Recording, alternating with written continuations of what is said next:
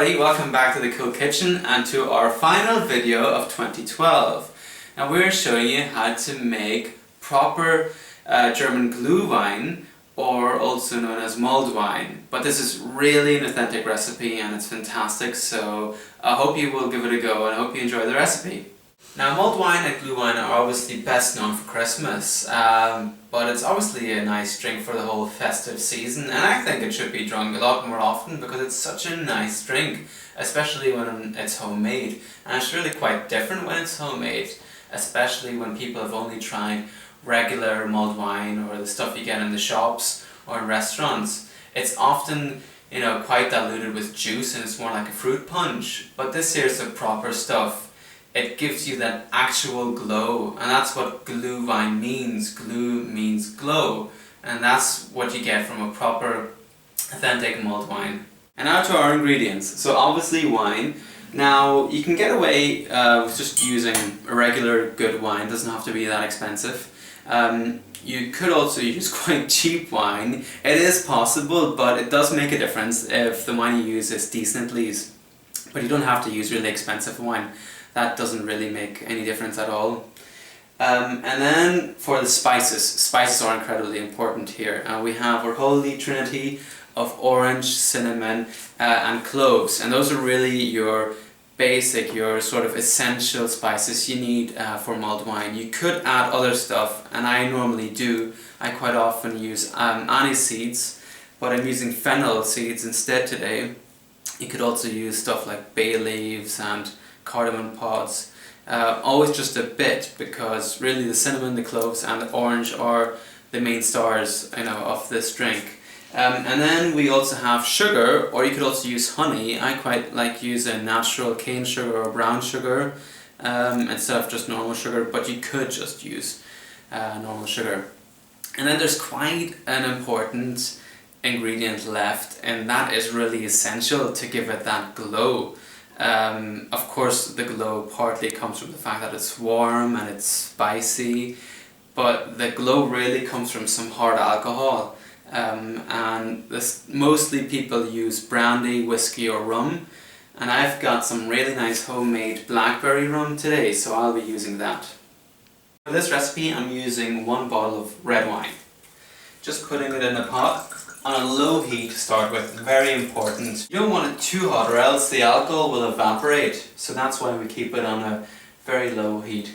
I'm using 1 whole cinnamon stick, and normally I just break it if I can in a few pieces. There we go. Put it in. And I normally use about 6 to 7 cloves.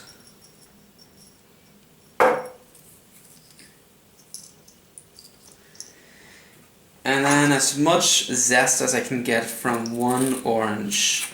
And we'll also be using the juice of 1 orange. And a few fennel seeds. I quite like the taste of fennel seeds because they have that, slightly sort of licorice taste. I mean the same taste that aniseed has, and I think it just makes it a lot lighter, just a lot nicer. And there we go, that's our spice bag. I can close it and nothing will get out, and I can put it into our wine.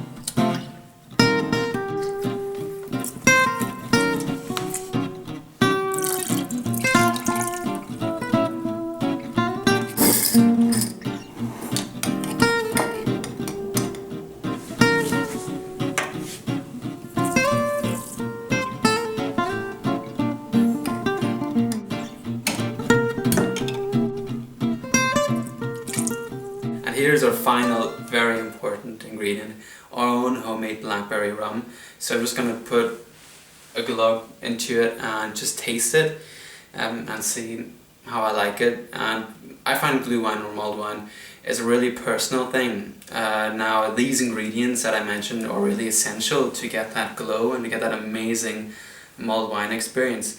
But you should add as much as you like. So if you really want to get it perfect, add some more spices, add some more sugar, add some more, hard alcohol, whatever, until you find it's absolutely perfect. Now the aromas coming off the mulled wine are amazing. They're one of my favorite things about making mulled wine, really. And you should let this infuse for, I don't know, maybe up to half an hour, depending on how long you can wait. Now for the best part, the actual tasting. So I've tasted it and I've put in a few more things, just the way I like it, and it's perfect now. So here's a ladle and a small glass.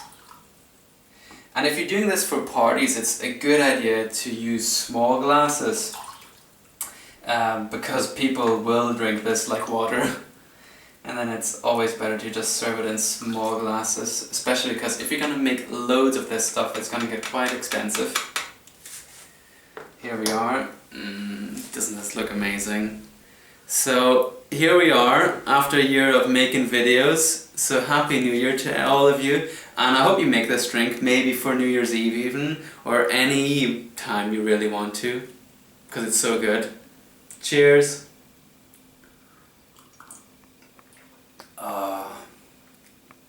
So good and incomparable to the stuff you buy or get normally, except if it's really good German Glühwein.